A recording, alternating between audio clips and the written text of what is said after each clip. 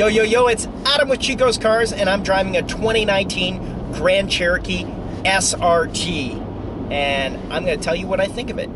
First off, this car sounds the business, looks the business. I can only describe it as a muscle car wrapped in an SUV. That is really what this SRT Jeep is about.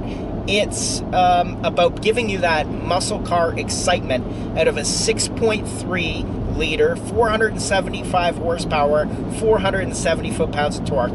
And this isn't even the fastest Jeep that they're making. This is not the Trackhawk. It's one level down from the Trackhawk. My friend Dave actually purchased this car. He came from Volkswagen Touareg, Dieselgate scandal, and he got an amazing buyback on that, and he was considering an Audi Q7, maybe a slightly used Porsche Cayenne. In the end, he wanted something that was more visceral and exciting, and he wasn't worried about the refinement. He wanted something that basically a midlife crisis muscle car that still has 7,200 pounds of towing capacity, that still can fit his bicycles and all his gear in it. So let's talk about price.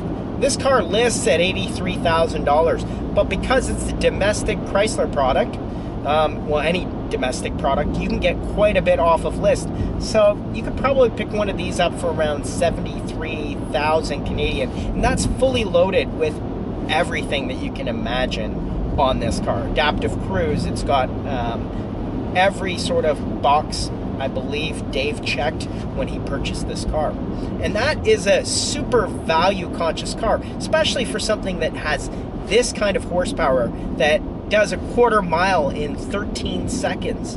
You really need to think there really isn't anything in this segment for this money. This car does handle its weight well, but you should not mistake this for a performance car because it is sitting up high. It has 5,300 pounds, and it won't replace necessarily a sports car for people, but it has that visceral and acceleration in straight lines that is unbelievable, and it's also brakes very well. I think the stopping distance from 70 miles an hour is around 167 feet, which is pretty reasonable. Something else interesting with this car are the mode selectors.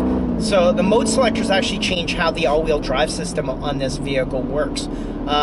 In snow or tow mode, 50% of the power goes to the front, 50% to the rear. In auto, it's 40 to the front, 60 to the rear. And in sport, 35 and 65. And in track, it's 30% and 70% to the rear. Track also has a very firm setting on the suspension, a little bit louder exhaust, tighter steering. Although I find that the track setting for driving on normal roads isn't comfortable enough. So I'll talk about the pros. Obviously, this motor and the sound, the looks of this car. This is a badass SUV. It is more muscle car than an SUV.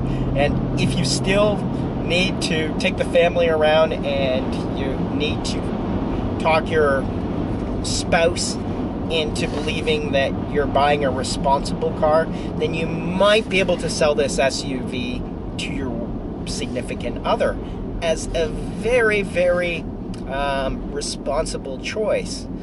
But when you pull up and he or she hears the exhaust note and takes a look at this car, they're going to realize that you made an irresponsible choice, but a fun one. So cons of this SUV: refinement is taking a back seat in this car to its badass nature. It is not refined like the European SUVs that I have driven.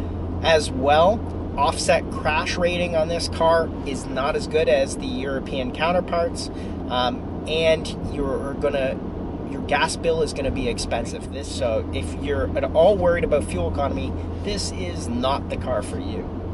Big shout out to my friend Dave for loaning me that awesome SRT Jeep. Remember to hit that bell to get notifications on my next videos, and subscribe to Chico's Cars, where I'm going to bring you more cool cars and great car content. Thanks a lot for watching. Take care. Well, great. The 6.4 liter is a really good motor. It's just a gobs of torque, and this thing just revs out like happy. And it's nicely packed in here. Like it's not jammed in here. It's not a mess. It's a clean engine compartment. You can work on it. You can see it. I wish they wouldn't put these plastic covers on it and just show us the real meat and potatoes. But okay, it's you know, they gotta dress it up a little bit. But it's a great layout. Put the computer right here. Fuse box right here. Very, very clean engine compartment. And this is full aluminum motor? Oh yeah, it looks to be. Yeah, it's you know what? No, I think it's a cast block. Really? That's what it looks like to me. That's what I see sticking out there. Yeah. That's why this thing's so heavy.